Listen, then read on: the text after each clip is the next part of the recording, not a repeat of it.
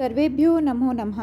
आज हम अपनी 10वीं कक्षा का द्वितीय पाठ बुद्धि बलवती सदा का अभ्यास कार्य करेंगे। इससे पहले हमने इसका हिंदी अनुवाद कर लिया था। तो अभ्यास कार्य को समझने से के लिए बेटा हिंदी अनुवाद ज़रूरी होता है, क्योंकि जब हमें हिंदी समझ में आ जाती है चैप्टर की पाठ की, जब हमें हिंदी समझ में आ जाती है तो हम अभ्यास कार्य इजली कर लेते हैं। तो अब हम स्टार्ट करते हैं अपना अभ्यास कार्य। फर्स्ट क्वेश्चन है, एक पदेन उत्तरम लिखत। हमें एक पद में उत्तर लिखना है। बुद्धिमति ही कुत्र व्याघ्रम ददर्श। बुद्धिमती ने कहाँ पर बाघ को देखा? तो कहाँ पर उसने बाघ को देखा था? गहन कानने। गहन कानने या सघन कानने, कुछ भी आ सकता है। तो यहाँ पे आपका जो आंसर आएगा वो क्या आ जाएगा? गहन कानने। ठीक है, घने जंगल में। गहन का मतलब घने और कानने, कानने का मतलब होता है जंगल, घने जंगल में। इनके आंसर आपको नेक्स्ट स्लाइड्स में भी मिल जाएंगे। इसमें सिर्फ आपको समझना है फर्स्ट स्लाइड्स में। ठीक है, सेकंड स्लाइड में इसके आंसर ही दे रखे हैं। नेक्स्ट है, भामिनी कया विमुक्तः। भामिनी जो थी, बुद्धिमती जो थी, वो कया विमुक्त, किस चीज़ से विमुक्त हो गई थी?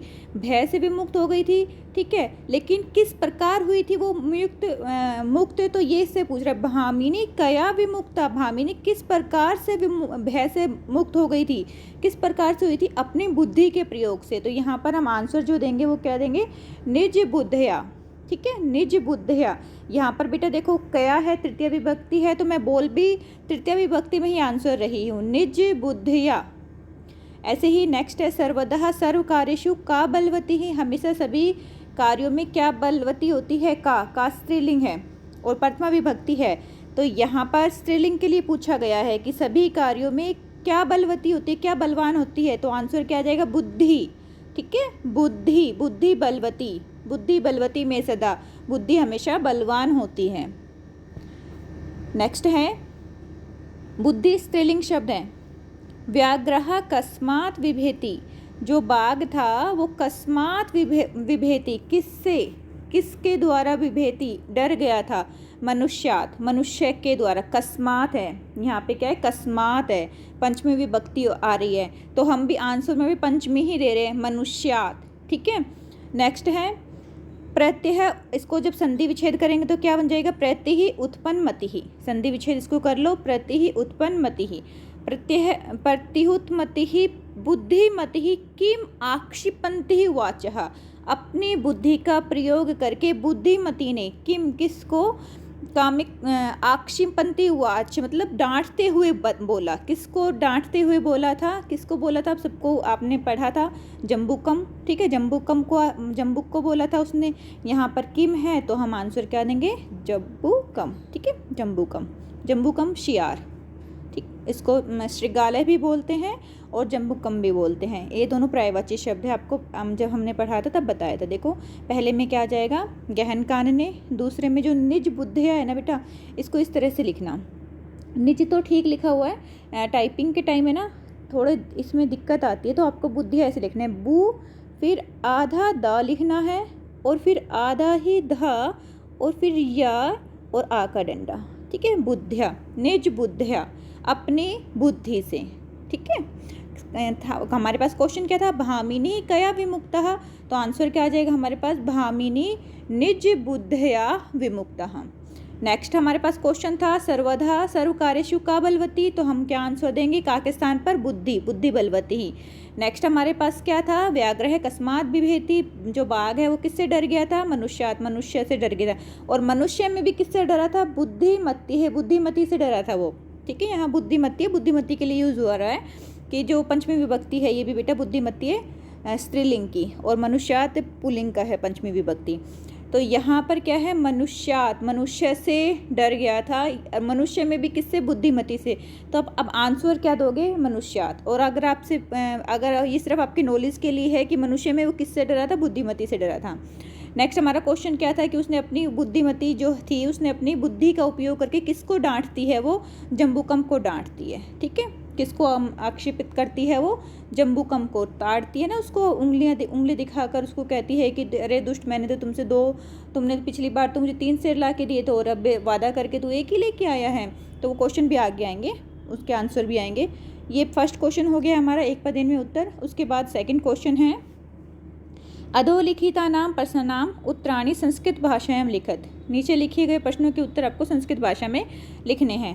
पहला जो हमारे पास प्रश्न है वो है बेटा, बुद्धिमति केन उपेता पितु गृहं प्रति चलिता। बुद्धिमति जो है केन उपेता, किसको साथ लेकर, केन उपेता, उपेता का मतलब क्या था, साथ लेकर, पितु गृहं पिता के घर की ओर चली, प्रति का मतलब होता है की ओर, ठीक है। बुद्धिमति किसको लेकर पिता के घर की ओर चली, तो किसको लेकर चली थी, वो अपने 2 पुत्रों को लेकर चली। तो आंसर में हम क्या देंगे यहाँ पे, केन के स्थान पर पुत्र है द्योपेता, अपने 2 पुत्र को लेकर, केन उपेता के स्थान पर हम इसको मिक्स कर देंगे, हम क्या बोल देंगे, पुत्र द्योपेता अपने 2 पुत्रों को लेकर गई थी। और पूरा का पूरा आंसर ऐसे लिख देंगे, क्वेश्चन जो है हमारा उसी में आंसर पूरा लिख देंगे इस करके। किम व्याघ्रः किम विचार्य पलायित है, बाघ ने क्या सोच कर भाग गया, बाघ ने क्या सोचा था और फिर वो भाग गया कि यह कौन है, व्याघ्र मारी है, बाघ को मारने वाली है। जो हमने कहाँ सुना था, जो हमने किताबों में सुना था, जो हमने जो हमारे उसमें सुनाया जाता है किताबों में कि भाई बाघ को मारने वाली है, वो ही हमने सुना है, ठीक है। शास्त्रों में जो सुना था, शायद मतलब अब तो अब दिमाग में बच्चों के में आएगा कि किताब बाघ थोड़ी ना पढ़ते हैं, तो बेटा ये मीन्स शास्त्रों में लिखा था, किताबों में का मतलब यहाँ है कि शास्त्रों में लिखा था। अब ये तो एक कहानी बनाई हुई है, ठीक है। वैसे तो ये कुछ होता नहीं है, लेकिन ये कहानी के द्वारा कुछ ना कुछ संकेत दिए जाते हैं, कुछ ना कुछ मैसेज दिया जाता है, ठीक है। ये तो एक कहानी है, जैसे छोटे बचपन में आप लोगों को मम्मी कहानी सुनाती थी, इस तरह से ये भी कहानियाँ ही हैं, स्टोरीज हैं ये। नेक्स्ट है, लोके महतो भयात कहा मुंचते है। लोके संसार में महतो भयात, महान से महान भय से, कहा मुंचत है, कौन मुंच हो जाता है, कौन उसको मुक्त कर लेता है, कौन दूर हो जाता है भय से, कौन दूर हो जाता है, बुद्धिमान व्यक्ति। तो यहाँ पे हम इसके स्थान पर क्या लगा देंगे, बुद्धिमान व्यक्ति, ठीक है, बुद्धिमान है, यहाँ पे हमारे पास आंसर आ जाएगा बुद्धिमान। नेक्स्ट है, जम्बूक किम वदनम व्याघ्रस्य उपहासम करोति। जम्बूक जो है वो क्या कहता हुआ बाघ का उपहास करता है। वदन का मतलब होता है मुख बेटा, ठीक है, वदन का मतलब ऐसे होता है मुख। बदन का मतलब, बदन जो हिंदी में आप पढ़ते हैं उसका मतलब होता है शरीर, लेकिन वदन, सिर्फ वदन का मतलब होता है मुख। जम्बूक किम वदन, जो जम्बूक है वो क्या कहता हुआ, व्याघ्रस्य उपहासम करोति, बाघ का उपहास करता है। वो क्या कह रहा था बाघ का उपहास करते हुए कि तुम किससे डर गए, मनुष्य से डर गए, तो मनुष्यादपि बिभेषि इति वदन जम्बूकः व्याघ्रस्य उपहासम करोति। ये हमारा आंसर आ जाएगा। किम वदन का के स्थान पर क्या आ जाएगा हमारे पास, मनुष्यादपि ही विभेषि। नेक्स्ट है, बुद्धिमति ही श्रीगाल है किम उक्तवती। बुद्धिमति ने शियार से क्या कहा, तो बुद्धि ये आ गया, देखो आंसर हमारे पास इसमें आ जाएगा। बुद्धिमति ही श्रीगाल किम उक्तवती, क्या कहा था उसने, तो बुद्धिमति श्रीगालम उक्तवती रे रे धूर्त तव्या महम पुरा व्याघ्रियम दत्तम। पहले तुमने मुझे कितने दिए थे, 3 बाघ दिए थे। विश्वासस्य अपि अद्य एकम आनीय, और विश्वास दिलाया था कि मैं ज़्यादा लेके आऊँगा, लेकिन आज एक ही लेके आया हो। कथम यासी इति अधुना वद। तो इसमें ये पूरा लाइन आ जाएगी, ये जो हमने हिंदी अनुवाद में भी की थी, और अभी स्लाइड्स में आपको देखो सारे आंसर मिल जाएंगे। बुद्धिमति ही पुत्र देहता पितुगृहम चलिता, सेकंड में आ जाएगा हमारा। व्याघ्र है बुद्धिमति ही दृष्टः व्याघमारी। इसका जब संधि विच्छेद करेंगे ना बेटा, तो यहाँ काचित इयम हो जाएगा, ठीक है, काचित इयम इति विचार्य प्लायितः, कि जो व्याघ्र ने बुद्धिमति को देखकर कि ये बाघ को मारने वाली है, निश्चित रूप से बाघ को मारने वाली है, यह सोचकर वह भाग गया। प्लायितः का मतलब होता है भागना। लोक के महतो भूयाद बुद्धिमान मुंचते। संसार में कौन महान से महान भय से दूर हो सकता है, बुद्धिमान व्यक्ति। महान से महान मतलब बड़े से बड़े दुख से भय से मुक्त हो सकता है अपनी बुद्धि का प्रयोग करके। नेक्स्ट क्वेश्चन हमारे पास क्या था, हमारे पास नेक्स्ट क्वेश्चन, हाँ, जम्बूकः किम वदन व्याघ्र से उपहासम करोति। जम्बूक क्या कहते हुए बाघ का उपहास कर रहा था, तो जम्बूक ने क्या कहा था, मानुष्यादपि विभेषि, क्या तुम कि यह तो मनुष्य से भी डर रहा है। और नेक्स्ट है यही कि भाई जो जम्बू ये था बुद्धिमती थी, उसने श्रेयाल को क्या कहा था, तो उसने श्रेयाल को क्या क्या था, रे रे धूर्त अरे रे धूर्त तव्या महाम पुरः व्याघ्रम त्रिहम दत्तम। पहले तुमने मुझे 3 बाघ दिए थे, विश्वासस्य अपि अद्यम एकमानि ने, और आज विश्वास करके एक ही लेके आए हो। तुमने मुझे विश्वास दिलाया था कि मैं आगे और लेके आऊँगा, अद्य एकमान्य है, लेकिन आज तो तुम एक ही लेके आए हो। कथम यासी इति अधुना वद। अब तुम बताओ तुमने ऐसा क्यों किया है, अब बोलो। तो ऐसा कहते हुए उसको डांटती हुई वो आगे की तरफ बढ़ी थी, ठीक है। तब वो दोनों ही फिर क्या चले गए थे, भाग गए थे। जो श्रृगाल था वो भाग गया था। तो बेटा ये हमारा क्वेश्चन नंबर 2 था, ये हमने कर लिया है। अब हम क्वेश्चन नंबर 3 की तरफ चलते हैं। अगर कोई भी डाउट है तो मुझसे आप पूछ लेना। 3 है हमारा स्थूल पदम आधृत्य, शायद मैं थोड़ा सा स्पीड में बोल रही हूँ। स्थूल पद आधृत्य पर्सन निर्माणम कुरुतः, हमें जो नीचे दिए गए हैं पद उनको देखकर पर्सन का निर्माण करना है। पर्सन निर्माण में मैंने आपको काफ़ी बार बताया है कि आप किम शब्द रूप के तीनों लिंगों को अच्छी तरह से याद कर लो, आपका 70% पर्सन का निर्माण हो जाएगा। 30% कालवाची स्थानवाची ये आते हैं, ये आपको क्लासेस में भी करवा दिए गए हैं और आपको बताए भी वीडियो के माध्यम से भी। तो क्वेश्चन है हमारा, पर्सन निर्माण हमें करना है। तत्र राज सिंहो नाम राजपुत्र वस्ति, वहाँ पर राज सिंह नाम का राजपुत्र रहता था। तो यहाँ पे राज सिंहो के स्थान पर हमारे पास क्या आ जाएगा बेटा, यहाँ पर आ जाएगा हमारे पास किम। राज सिंहो के स्थान पर क्या आ जाएगा, हमारे पास किम आ जाएगा। ऐसे ही बुद्धिमती चपेटिया, तृतीय विभक्ति का प्रयोग हो रहा है। बुद्धिमती ने थप्पड़ लगाते हुए अपने पुत्रों को प्रहारवती ही करती है ना, डांटती है अपने पुत्रों को, क्या करती है, थप्पड़ लगाती है। तो चपेटिया के स्थान पर क्या आ जाएगा, कया आ जाएगा, तृतीय विभक्ति हम लगा देंगे। व्याघ्रम है तो व्याघ्रम के स्थान पर क्या आ जाएगा, व्याघ्रम के स्थान पर कम आ जाएगा। मनुष्यात है, मनुष्यात के स्थान पर पंचमी विभक्ति कस्मात आ जाएगी।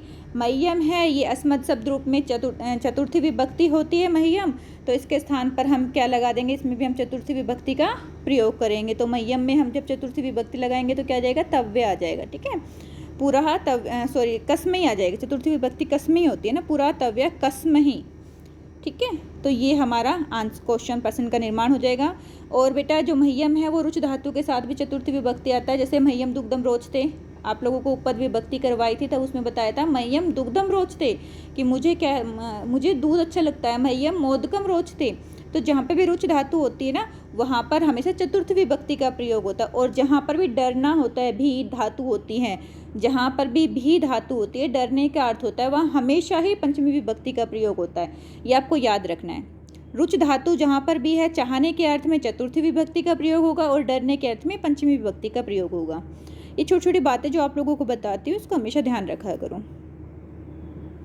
ठीक है, फर्स्ट है हमारा किम, सेकंड में कया, थर्ड में कम, फोर्थ में कस्मात और फिफ्थ में कस्मई, चतुर्थी विभक्ति का हो गया था हमारा प्रयोग। नेक्स्ट है, इसको बेटा स्क्रीनशॉट ले लेना। नेक्स्ट है हमारे पास घटनाक्रम के अनुसार हमने करना है। अब घटनाक्रम वो ही बच्चा कर सकता है जिसने हिंदी को अच्छी तरह से समझा हो, क्योंकि अगर आप चैप्टर की आपने हिंदी पढ़ी है, पाठ को अच्छी तरह से समझा है, उसकी हिंदी को समझा है, तो आप आंसर इजीली दे दोगे। देखो इसमें आप व्याघ्र है, व्याघ्र मारी ही इतिम इति मत्वः पालित्यः, ये पहले आएगा, या प्रत्युत्मन्तिः सह श्रीगालम आक्षपतिः उवाच, ये आएगा। या फिर जम्बूकः कृतो उत्साह व्याघ्र पुनः काननम आगच्छत, ये आएगा। या मृगेशा एकम व्याघ्रम अपश्यत, ये आएगा। तो हमें ये क्या देखना, पूरा हम जैसे इसको पढ़ लेंगे कि बुद्धिमती पुत्र देवो पुत्री पितु ग्रह प्रतिचलिता। तो स्टार्टिंग में क्या आएगा, स्टार्टिंग में वो क्या करती है, पहले तो अपने पिता के घर ही जाती है ना, तो फर्स्ट में हमारा क्या आ जाएगा, यही आएगा। फर्स्ट में हमारा क्या आएगा, ये आएगा कि बुद्धिमती क्या करती है, अपने पिता के घर जाती है। ठीक है, उसके बाद क्या करती है, वो पिता के घर जाती है तो रास्ते में क्या होता है, उसको क्या दिखता है, कानन ने वन में जाती है और वन में बाघ दिखाई देता है। ठीक है, अब फिर वो बाघ को क्या करेगी, बाघ को देखकर वो अपने पुत्रों को क्या करती है, डांटती है कि तुम एक ही शेर के ऊपर क्यों लड़ रहे हो। ठीक है, तुम एक शेर के ऊपर क्यों लड़ रहे हो, अपने पुत्रों को वो डांटेगी। तो फिर इसमें यहाँ पे थर्ड में हमारा ये आ जाएगा। फोर्थ में वो क्या करेगी, अपने पुत्रों को डांटने के बाद जब वो अपने पुत्रों को डांटती है तो बाघ क्या सोचता है, ये तो बाघ को मारने वाली है। ठीक है, व्याघ्र मारी है, बाघ को मारने वाली है। फोर्थ में हमारा ये आ जाएगा। उसके बाद फिफ्थ है, फिफ्थ में हमारा क्या आ जाएगा बेटा, जब वो सोचता है तो वो फिर दोबारा से आता है, जब जम्बुक उत्साहित कर देता है, जो शियार था, जम्बुक जो था वो उसको उत्साहित करता है तो वो दोबारा से आता है। तो फिफ्थ में हमारा ये आ जाएगा ग। उसके बाद सिक्स्थ है, सिक्स्थ में वो क्या करती है, जब वो आता है तो अपनी बुद्धि का प्रयोग करके दोबारा से उसको डांटती है, तो सिक्स्थ में हमारा ये आ जाएगा ख वाला।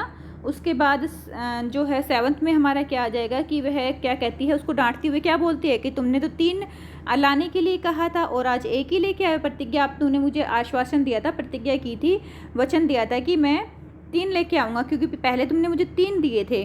ठीक है, तवम व्याघ्रम त्रियम आने तुम, और आज तुम एक ही लेके आए, एक में आने तुम एक ही लेके आए हो, तो ये हमारा 7th हो जाएगा।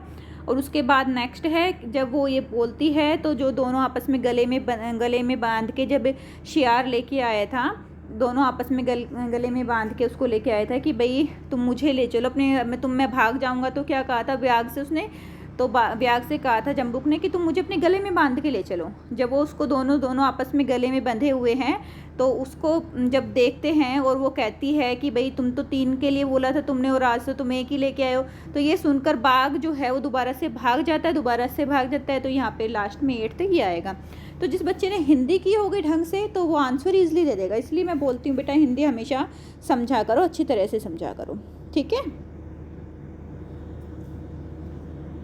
इसके आंसर ये है, आप लोग इसका स्क्रीनशॉट ले लीजिए और अपना लिख लेना। बुद्धिमती पुत्र देहोपेता पितृगृहम चलिता, फिर मार्गे सा एकम व्याघ्रम अपश्यत, थर्ड में आ जाएगा व्याघ्रम दृष्ट्वा सा पुत्र ताड़यति वाच अधुना एकमेव व्याघ्रम विभज्य भुज्यताम, फोर्थ में हमारा व्याघ्र है व्याघ्रमारी इतिमिति मत्वा पालित्या, और फिफ्थ में हमारा जाएगा जम्बुक कृत उत्साह व्याघ्र है पुनः काननम आगच्छत, फिर सिक्स्थ में आ जाएगा प्रति उत्पन्न मति ही सहस्रेगालम आक्षेप्यंति उवाच, और सिक्स्थ में आ जाएगा हमारे पास 7th में आ जाएगा त्वम व्याघ्र त्रयम आने तुम प्रतिज्ञा एक में आनित्वान, और हमारे पास लास्ट में 8th में आ जाएगा गलबद्ध श्रीगाल है व्याघ्र पुनः पलायती है, तो वह दोबारा से भाग गया था।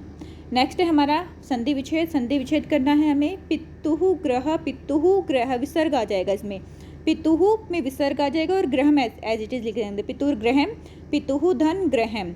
ऐसे ही एक सही में क्या आ जाएगा हमारे पास, एक धन एक।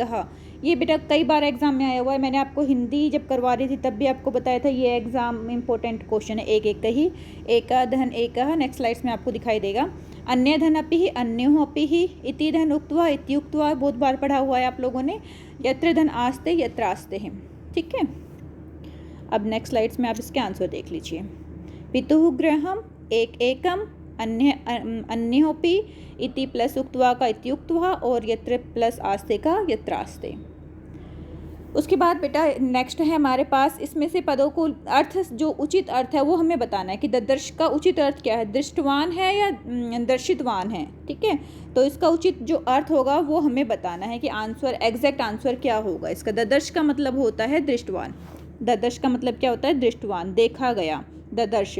तो उसने गहन वन में पहला ही क्वेश्चन था ना हमारे पास से, बुद्धिमती कुत्र व्याघ्रम ददर्श, बुद्धिमती ने कहाँ पर बाघ को देखा, ददर्श लिखा हुआ था, तो इसका मतलब दृष्टवान, देखा, ठीक है। नेक्स्ट है जगात। जगात का मतलब होता है कि वहाँ से चले जाना, ठीक है। जगात का मतलब होता है, सॉरी, जगात का मतलब तो कुछ ना कुछ कहा जाना।